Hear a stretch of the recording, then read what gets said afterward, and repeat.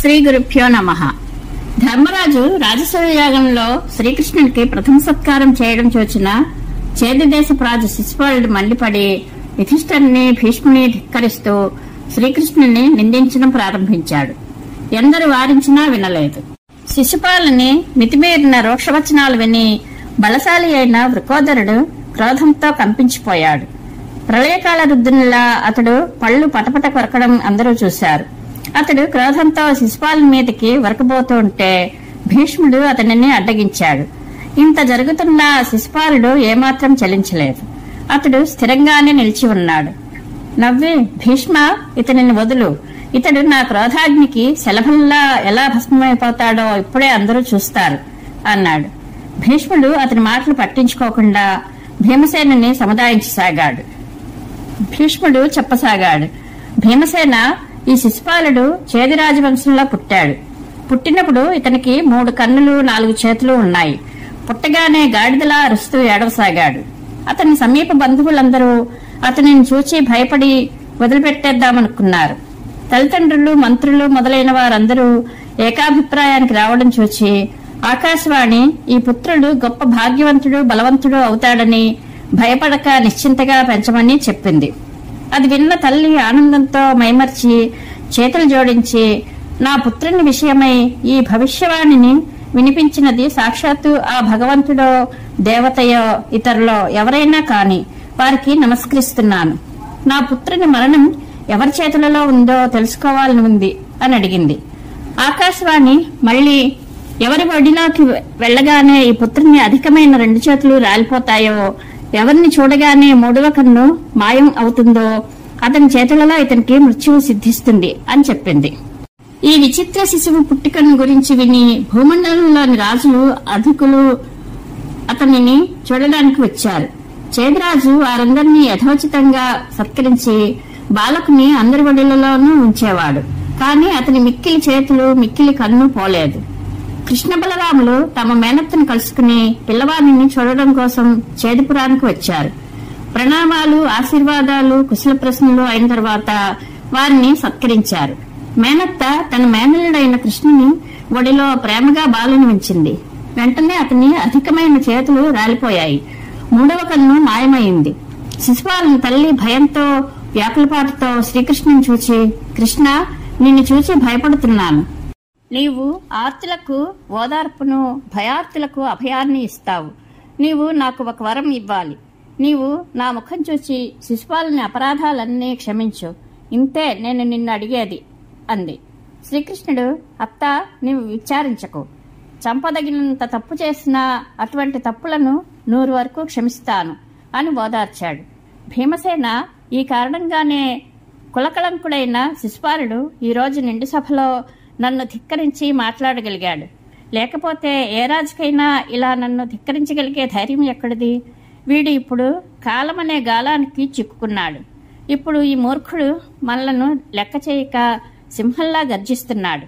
కాని కొద్ది క్షణాలలోనే శ్రీకృష్ణుడు ఇతని తేజస్సును హరించి వేస్తాడని ఇతనికి తెలియడం లేదు. భీష్ముని మాటలను శిశుపాలుడు సహించలేకపోయాడు. క్రోధంతో మండిపడి, భీష్మ, నీవు భట్రాజు వల్లే పదే పదే పొగుడుతున్నావే.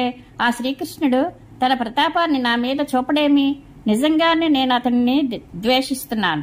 నీకు పొగడమే పని అయితే ఇతరులు ఎందుకు పొగడవు?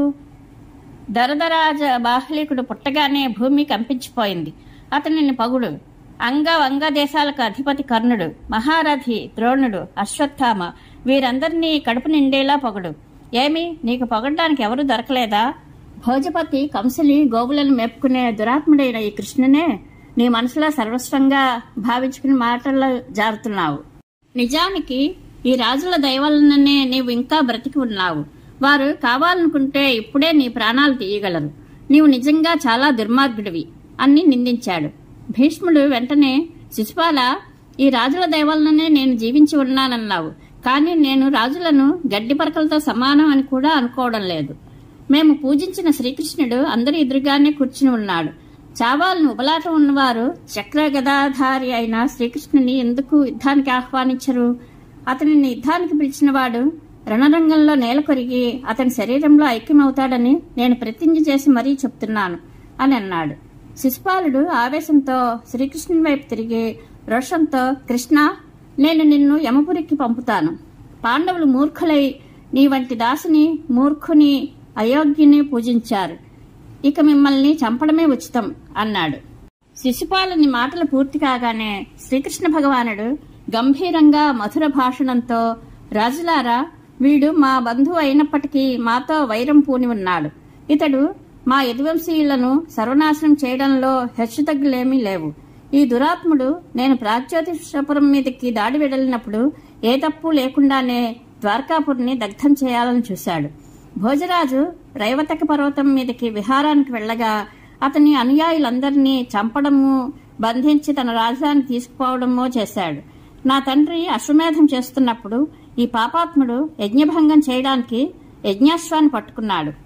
యాదవుడైన బొబ్బురిని భార్య సవ్వీర దేశానికి పయనమైనప్పుడు ఆమెను చూచి మోహించి బలవంతంగా ఎత్తుకుపోయాడు. ఇవన్నీ చూసి విని నాకు చాలా కష్టం కలిగింది.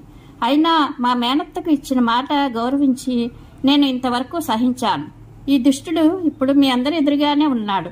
ఇక్కడ ఈ నిండు సభలో అతడు నా పట్ల ఎలా వ్యవహరించాడో మీరు చూస్తూనే ఉన్నారు. దీనివలన మీ పరోక్షంలో ఇదివరకు ఇతడు ఎలా ప్రవర్తించి ఉంటాడో మీరు ఊహించుకోవచ్చును. ఈరోజు ఇతడు ఈ పూజనీయమైన రాజసమూహం మధ్యలో గర్వంతో చేసిన దుర్వ్యవహారాన్ని నేను ఎప్పటికీ సహించి ఊరుకోను. శ్రీకృష్ణుడు ఈ రీతిగా చెప్తూనే ఉన్నాడు. ఇంతలోనే శిశుపాలుడు లేచి నిలబడి పగలబడి నవ్వి, కృష్ణ, నీవు 100 ప్రగల్భాలు ఆడాలంటే నా మాటలు వినాలి, సహించాలి. ప్రగల్భాలు లేకపోతే ఇష్టం వచ్చినట్టు చేసుకో. నీ కోపంతో గాని అనుగ్రహంతో గాని నాకు వచ్చిన నష్టం లేదు, లాభమూ లేదు అంటుండగానే కృష్ణుడు చక్రాయుధాన్ని స్మరించాడు. స్మరణ చేశాడో లేదో చక్రం అతని చేతిలో వెలుగొందింది. అతడు బిగ్గరగా, రాజులారా, ఇతని తల్లి యొక్క ప్రార్థన వలన ఇతని 100 అపరాధాలను క్షమిస్తాననే మాటకు కట్టుబడిన కారణంగా ఇతనిని ఇంతవరకు క్షమించాను. నేను ఇచ్చిన మాట ప్రకారం 100 తప్పులు పూర్తి అయ్యాయి. కాబట్టి మీరంతా చూస్తుండగానే ఇతని శిరస్సును శరీరం నుండి వేరు చేస్తున్నాను అని చెప్పి శ్రీకృష్ణుడు ఏమాత్రం ఆలస్యం చేయకుండా ఆ చక్రంతో అతని తలను ఖండించాడు. అందరూ చూస్తుండగానే వజ్రాయుధం చేత నరకబడిన పర్వతంలా అతడు నేల కూలిపోయాడు. అప్పుడు రాజులందరూ అతని శరీరం నుండి సూర్య సమానమైన తేజస్సు వెలువడి శ్రీకృష్ణునికి నమస్కరించి అతనిలో లీనమైపోవడం చూశారు. అది చూసి అందరూ ఆశ్చర్యచకితులయ్యారు. అందరూ కృష్ణుని ప్రశంసించారు. యుధిష్ఠిరుని ఆజ్ఞను అనుసరించి భీమసేనాదులు వెంటనే ప్రేత సంస్కారానికి ఏర్పాట్లు చేశారు. అనంతరం యుధిష్ఠిరుడు రాజులందరితో కలిసి శిశుపాలుని పుత్రుని చేదు రాజ్యానికి రాజుగా అభిషేకించాడు. వైశంపాయనుడు చెప్తున్నాడు, జనమేజయ, ధర్మరాజు యొక్క సమస్త వైభవాలతో పరిపూర్ణమైన యజ్ఞం చూసి ఉత్సాహవంతులైన వీరులు ఆనందించారు. మధ్యలో కలిగిన విఘ్నాలు తమంతా తామే తొలగిపోయాయి. పనులన్నీ సుఖపూర్వకంగా జరిగాయి. అవసరమైన దానికంటే ధనం ఎక్కువే వచ్చింది. అసంఖ్యాకులైన ప్రజలు తిని త్రాగాక కూడా అన్నభాండారం నిండుగానే ఉంది. శ్రీకృష్ణుడు స్వయంగా దానిని పర్యవేక్షించడమే కారణం. ధర్మరాజు సంతోషంగా యజ్ఞాన్ని పూర్తి చేశాడు. యజ్ఞం జరుగుతున్నంతసేపు సర్వశక్తిమంతుడు సారంగ చక్ర గదాధారి అయిన కృష్ణుడు దానిని జాగ్రత్తగా కాపాడాడు. యజ్ఞం పూర్తి అయ్యి ధర్మరాజు అవప్రథ స్నానం చేశాక రాజులందరూ అతని వద్దకు వచ్చి, సార్వభౌమ, నీ యజ్ఞం నిర్విఘ్నంగా సమాప్తి కావడం చాలా అదృష్టం. నీవు చక్రవర్తి పదవిని పొంది అజమేఢ వంశపు రాజుల కీర్తిని పెంపొందించావు. ఈ యజ్ఞం వల్ల ధర్మం ప్రతిష్ఠితమైంది. ఈ యజ్ఞంలో మాకు కూడా అన్ని రకాల గౌరవ సత్కారాలు అందాయి. దేనికి లోపం జరగలేదు. మేము మా దేశాలకు వెళ్లడానికి అనుమతించండి అని అడిగారు. వారి ప్రార్థనలను మన్నించి ధర్మరాజు వారిని పొలిమేరల వరకు సాగనంపి రమ్మని తమ్ముళ్లను నియోగించి, మంచిది, వెళ్ళిరండి, మీకు శుభముగాక అని పంపాడు. భీమసేనాదులు అన్నగారి ఆజ్ఞ ప్రకారం ప్రతి ఒక్క రాజుకు సత్కారపూర్వకంగా వీడ్కోలు ఇచ్చారు. రాజులు బ్రాహ్మణులు అందరూ వెళ్ళాక కృష్ణుడు ధర్మజుని వద్దకు వచ్చి, రాజేంద్ర, నీవు తలపెట్టిన రాజసూయం సకుశలంగా సమాప్తి చెందడం మన భాగ్యం. నేను ద్వారకకు వెళ్లడానికి నీ అనుమతిని కోరుకుంటున్నాను అని అడిగాడు. యుధిష్ఠిరుడు, గోవింద, కేవలం నీ అనుగ్రహం వల్లనే ఈ యజ్ఞం ముగిసింది. రాజులందరూ నా ఆధిపత్యాన్ని స్వీకరించి కప్పం కట్టి స్వయంగా యజ్ఞంలో పాలు పంచుకోవడం నీ దయకు ప్రత్యక్ష ఫలం. సచ్చిదానంద స్వరూప, నిన్ను వెళ్ళమని ఎలా చెప్పగలను? నీవు లేక నాకు క్షణం కూడా సంతోషంగా ఉండదు. కాని ఏం చెయ్యను, నిస్సహాయుడిని. నీవు ద్వారకకు వెళ్లి తీరాలి కదా అన్నాడు. అనంతరం ధర్మరాజును వెంటబెట్టుకుని శ్రీకృష్ణుడు మేనత్త కుంతి దగ్గరకు వెళ్లి, అత్త, నీ కొడుకు చక్రవర్తి అయ్యాడు. ఇతని కోరిక తీరింది. ధన సంపద కూడా బాగానే లభించింది. ఇప్పుడు నీవు ఆనందంగా ఉండు. నేను నీ అనుమతితో ద్వారకకు వెళ్లాలనుకుంటున్నాను అన్నాడు. ఇలాగే ద్రౌపది సుభద్రలకు కూడా చెప్పి రాజభవనం నుండి యువతలకు వచ్చి స్నానజపాదులు చేసుకుని బ్రాహ్మణులచే స్వస్తివచనం చేయించాడు. ఆ సమయానికి దారుకుడు నల్లని మబ్బు వల్లే ఉండే రథాన్ని అలంకరించి తెచ్చాడు. గరుడధ్వజంతో విరాజిల్లే రథానికి ప్రదక్షిణ చేసి కృష్ణుడు దానిని ఎక్కి బయలుదేరాడు. ధర్మరాజు తమ్ముళ్లతో కలిసి కాలినడకన రథాన్ని వెన్నంటి నడిచాడు.